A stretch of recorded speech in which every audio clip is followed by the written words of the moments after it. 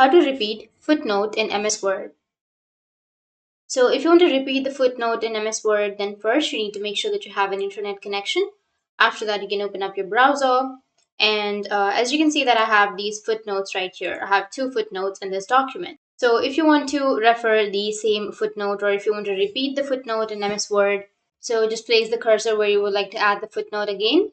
And you need to make sure that you're under your references tab. And under references, you can go with cross reference.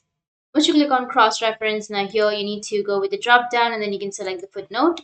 And here you will have your existing footnotes, right? So you can just simply go with an existing footnote that you would like to add and then go with insert. You can go with the footnote number or anything. Or I'll just simply choose footnote number and then go with insert. And that's it. You can close and it has been inserted. Or if you don't like the number right here, then you can also just go with the cross reference again, and from here you can select the last one, which is footnote number formatted, and then go with insert, and that's it. Footnote has been inserted. That's how you can repeat the footnote in MS Word, and if you have any questions, feel free to comment below. Thanks for watching.